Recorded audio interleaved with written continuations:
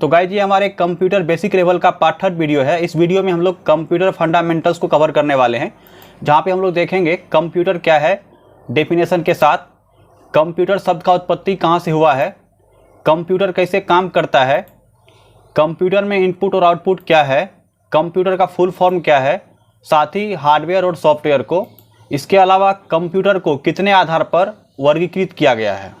इन सभी टॉपिक को आज के इस वीडियो के माध्यम से हम कवर कर लेंगे। तो चलिए हम वीडियो को फटाफट से शुरू कर लेते हैं।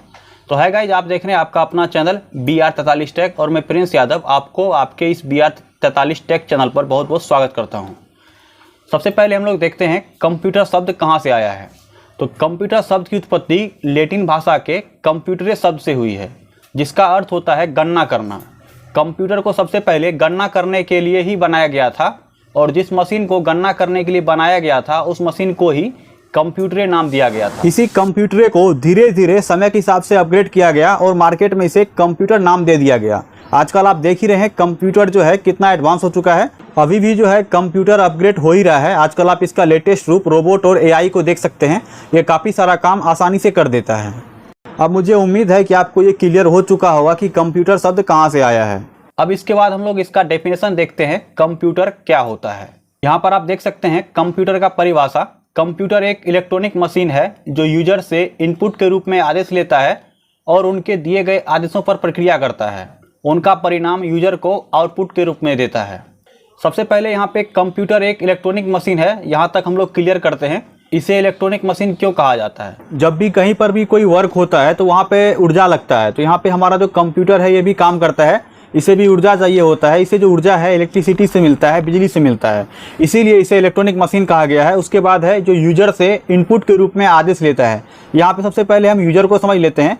जो भी किसी कंप्यूटर को चलाएगा वो उसका यूजर कहलाएगा। जिस प्रकार से जिस गाड़ी को जो चलाता है उसका ड्राइवर कहलाता है, सेम उसी तरीके से जो भी जिस कंप्यूटर को चलाएगा वो उस कंप्यूटर का यूजर कहलाएगा। किसी भी कंप्यूटर का पूरा कंट्रोल उसके यूजर के हाथ में होता है। यहाँ पे आगे दिया हुआ है इनपुट के रूप में आदेश लेता है और उनके दिए गए आदेशों पर प्रक्रिया करता है। सिंपल सी बात है, जब भी आपको अपना कोई काम करना होगा कंप्यूटर की मदद से, आपका जो कंप्यूटर है अपने आप काम नहीं करेगा। उससे काम करवाने के लिए सबसे पहले आपको उसे इनपुट देना होगा। तो इनपुट देगा यूजर। यहाँ पे जो भी अपने कंप्यूटर को आप कमांड देंगे करने के लिए, वही आपका इनपुट कहलाएगा। और जब आप कमांड दे देंगे अपने कंप्यूटर को, आपका कंप्यूटर काम करेगा आपके दिए हुए कमांड पे, तो प्रोसेस कहलाएगा। और जब आपके काम पे प्रोसेस हो जाएगा, उसको फिनिश कर देगा कंप्यूटर, तो आपको रिजल्ट देगा काम हो जाने के बाद। तो आपको जो रिजल्ट मिलेगा, जो परिणाम मिलेगा, वो उसका आउटपुट कहलाएगा। तो कुल मिला के हम कह सकते हैं जो कंप्यूटर का काम करने का प्रोसेस है 3 प्रकार से होता है। पहला इनपुट लेगा, फिर दिए गए इनपुट पर प्रोसेस करेगा और जब प्रोसेस पूरा हो जाएगा तो आउटपुट मिलेगा। जिस प्रकार से मान लीजिए आपको मसाला पीसना है अपने मिक्सी मशीन में, तो सबसे पहले आप उसमें मसाला को इनपुट करेंगे उसके कंटेनर में। इनपुट होने के बाद आप मिक्सचर मशीन को ऑन करेंगे, तो जो आपका मिक्सचर मशीन पीस रहा होगा मसाला को, तो प्रोसेस कहलाएगा। जब प्रोसेस हो जाता है फाइनल, तो आपको जो पिसा हुआ मसाला है वो मिल जाता है, तो आपका आउटपुट कहलाएगा। अब नेक्स्ट देखते हैं इनपुट को। गाइस, अगर आपको कोई डेफिनेशन वगैरह लिखना है, नोट डाउन करना है, तो आप उसका स्क्रीनशॉट लेकर के रख सकते हैं। हमने यहाँ पे सभी का डेफिनेशन डिस्प्ले पर दे दिया है। तो यहाँ पे इनपुट जो है, कंप्यूटर में डाटा या सूचना भेजने को इनपुट कहा जाता है। आप जो भी अपने कंप्यूटर को इंस्ट्रक्शन देंगे करने के लिए या फिर कुछ भी लिख करके टाइप करके अपने कंप्यूटर में रखेंगे, तो आपका इनपुट कहलाएगा। यह सेंट्रल प्रोसेसिंग यूनिट के लिए डाटा और निर्देश भेजता है। आप जब भी किसी डाटा को अपने कंप्यूटर में इनपुट करते हैं तो उसके बाद ही यह प्रोसेसर के पास जाता है प्रोसेस होने के लिए, और जब प्रोसेस हो जाता है तो आउटपुट मिलता है। यहाँ पे आउटपुट को देखते हैं। यह उपयोगकर्ता को संसाधित डाटा उपलब्ध कराता है। अब संसाधित डाटा कहने का मतलब, जैसा डेटा आपने अपने कंप्यूटर को दिया था इनपुट में, आपको आउटपुट में वैसा तो सेम का सेम नहीं मिलेगा, कुछ ना कुछ बदलाव होगा उसमें प्रोसेस होने के बाद। तो प्रोसेस होने के बाद जो संसाधित डाटा है, बदला हुआ डेटा है, वो आपको उपलब्ध कराता है आउटपुट। अगर इसे हम और आसान भाषा में समझे तो कह सकते हैं कि अपने कंप्यूटर में आप जब भी कुछ रखेंगे, इनपुट करेंगे कंप्यूटर के अंदर में, तो इनपुट कहलाएगा। और जब आप अपने कंप्यूटर से कुछ भी बाहर निकालेंगे प्रोसेस होने के बाद, तो आपका आउटपुट कहलाएगा। इनपुट का मतलब होता है अंदर रखना, इन का मतलब अंदर और पुट का मतलब रखना, और आउटपुट का मतलब होता है बाहर रखना। आउट का मतलब बाहर और पुट का मतलब रखना। आपका जो कंप्यूटर होता है इसमें इनपुट कहीं और से किया जाता है, प्रोसेस कहीं और आगे होता है और आपको रिजल्ट किसी और डिवाइस के माध्यम से कहीं और मिलता है। हम लोग नेक्स्ट फंडामेंटल वीडियो में इनपुट डिवाइस और आउटपुट डिवाइस को भी देखने वाले हैं। इसके बाद हमारा आता है कंप्यूटर का फुल फॉर्म। यहाँ पर आप देख सकते हैं पूरा का पूरा जो फुल फॉर्म है कंप्यूटर का आपको दिख रहा होगा। सी से होता है कॉमनली। कॉमनली का मतलब होता है सभी के लिए। आपने कॉमन का नाम सुना होगा, कुछ चीजें सभी के लिए कॉमन होता है। उसी प्रकार से जो कंप्यूटर है ये सभी के लिए कॉमन है, इसे कोई भी चला सकता है। ओ का मतलब होता है ऑपरेटेड, मतलब आपका जो कंप्यूटर है इसे कोई भी ऑपरेट कर सकता है। ये किसी खास आदमी के लिए या वीआईपी आदमी के लिए नहीं बनाया गया है, सभी के लिए बनाया गया है। उसके बाद यहाँ पर एम से होता है मशीन। मशीन का मतलब होता है यंत्र। सिंपल भाषा में मशीन को समझ सकते हैं, एक ऐसा यंत्र होता है जिसे मानव द्वारा बनाया जाता है लेकिन बिना त्रुटि के मानव से फास्ट काम करता है, उसे ही मशीन कहते हैं। उसके बाद पी से आता है पार्टिकुलरली। पार्टिकुलरली का मतलब होता है विभिन्न क्षेत्र में। कंप्यूटर का उपयोग एक ही क्षेत्र में नहीं होता है, अलग अलग क्षेत्रों में इसका यूज होता है कंप्यूटर का। उसके बाद फिर यू से आता है यूज्ड। यूज्ड का मतलब होता है प्रयोग। फिर यहाँ पे आ गया टी। टी का मतलब होता है टेक्निकल। जो कंप्यूटर है इसका यूज टेक्निकल क्षेत्र में भी होता है। फिर यहाँ पे उसके बाद आता है ई। ई का मतलब एजुकेशनल। जो कंप्यूटर है इसका यूज एजुकेशन क्षेत्र में भी होता है। और आर से हो गया रिसर्च। इसका यूज रिसर्च क्षेत्र में भी होता है। जो भी कंप्यूटर का फुल फॉर्म है इसके सभी वर्ड का मीनिंग आपको मैंने एक्सप्लेन कर दिया है। कॉमनली का मतलब सभी के लिए, ऑपरेट मतलब चलाने वाला, मशीन मतलब यंत्र, पार्टिकुलरली मतलब विभिन्न क्षेत्र में, यूज का मतलब प्रयोग, टी का मतलब टेक्निकल क्षेत्र में, ई का एजुकेशनल क्षेत्र में और आर से रिसर्च क्षेत्र में।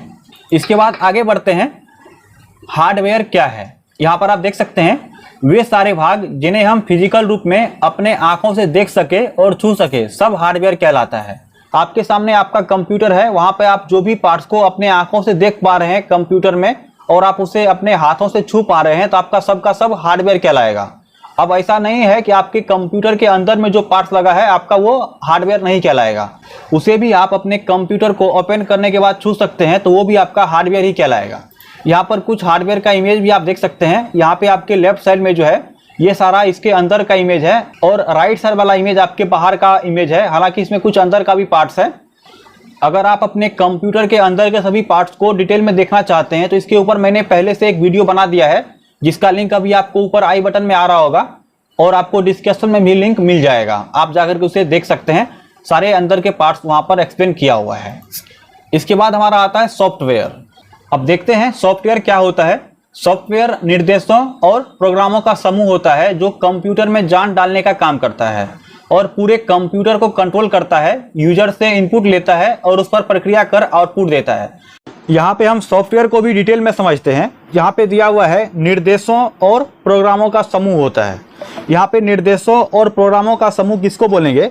जिस प्रकार से मान लीजिए आपको कोई काम दिया गया करने के लिए और आपको क्या क्या काम करना है, कैसे कैसे करना है, सारा कुछ आपको एक पेज पे एक डायरी में नोट डाउन करके दे दिया गया है। आपको जब भी कोई काम करना होता है तो सबसे पहले आप डायरी को देखते हैं। आपके डायरी में जो लिखा हुआ है निर्देश, आप उसे देख करके अपना काम करते हैं। जिस प्रकार से लिखा रहता है काम करने के लिए, जैसे लिखा रहता है आप उसी प्रकार से करते हैं।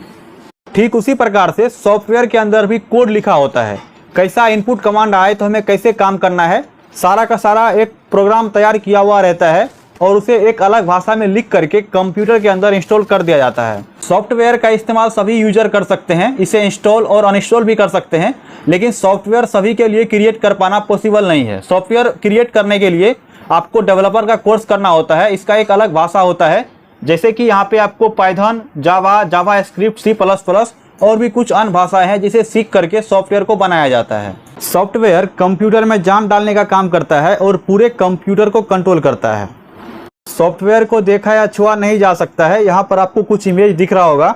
यहाँ पे सॉफ्टवेयर के जो कोडिंग होता है उसी का लैंग्वेज आपको यहाँ पर दिख रहा होगा। ये सभी कोई नहीं समझ सकता है, जिनको आता है सॉफ्टवेयर बनाने के लिए उन्हीं के समझ में आएगा। एक समान कंप्यूटर मुख्य रूप से हार्डवेयर और सॉफ्टवेयर के संयोजन से काम कर पाता है।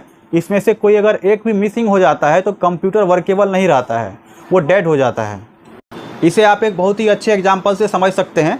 मान लीजिए कोई एक जीवित प्राणी है और एक कोई मृत प्राणी है। आप दोनों को देखेंगे, दोनों आपको सेम दिखाई देगा, बट एक के अंदर जो है उनका आत्मा, जो उसका प्राण होता है, मिसिंग हो जाता है, वो कुछ भी नहीं कर पाता है। उसी प्रकार से आपके कंप्यूटर का सॉफ्टवेयर है, अगर मिसिंग हो जाएगा तो आप कंप्यूटर पे कुछ भी नहीं कर पाएंगे। सॉफ्टवेयर दो प्रकार का होता है, एक सिस्टम सॉफ्टवेयर और एक एप्लीकेशन सॉफ्टवेयर। सिस्टम सॉफ्टवेयर के अन्य नाम भी है, जैसे ऑपरेटिंग सिस्टम, शॉर्ट में इसे OS भी कहा जाता है। ये काफ़ी इंपॉर्टेंट सॉफ्टवेयर होता है, सिस्टम के बैकग्राउंड में काम करता है, सिस्टम के सारे प्रोसेस को मैनेज करता है। वहीं आप जो भी काम करते हैं, अपना काम आप एप्लीकेशन सॉफ्टवेयर पर फिनिश करते हैं। एप्लीकेशन सॉफ्टवेयर को भी मैनेज करने का काम ऑपरेटिंग सिस्टम का ही होता है। हम सॉफ्टवेयर के बारे में आगे के वीडियो में डिटेल्स में बात करेंगे। फिलहाल यहाँ पर आगे बढ़ते हैं और देखते हैं जो कंप्यूटर है इसको किस प्रकार से वर्गीकृत किया गया है। कंप्यूटर को मुख्य रूप से 3 आधारों पर वर्गीकृत किया गया है। जिस तरह किसी भी आदमी को बांटा जाता है लिंग के आधार पर, स्त्रीलिंग, पुल्लिंग या जाति के आधार पर या धर्म के आधार पर, उसी प्रकार से अलग अलग आधार पर इसको वर्गीकृत किया गया है। पहला है कार्य प्रणाली के आधार पर, दूसरा उद्देश्य के आधार पर, तीसरा आकार यानी साइज के आधार पर। अब कार्य प्रणाली के आधार पर कितने भागों में बांटा गया है, उद्देश्य के आधार पर कितने भाग में बांटा गया है, आकार के आधार पर भी कितने भागों में बांटा गया है, आगे के फंडामेंटल वीडियो में हम लोग देखते जाएंगे। तो फिलहाल जो है इस वीडियो को हम यहाँ पर एंड करना चाहेंगे। वीडियो भी लंबा हो रहा है। अगर आप बेसिक लेवल से कंप्यूटर सीखना चाह रहे हैं तो सब्सक्राइब करना मत भूलिएगा। अभी कभी सब्सक्राइब करके बेल आइकन प्रेस कर लीजिए। साथ ही वीडियो पसंद आया तो इसे लाइक करके अपने दोस्तों के साथ भी शेयर कर दीजिए। मिलेंगे फिर से नेक्स्ट वीडियो में, तब तक के लिए बाय, टेक केयर।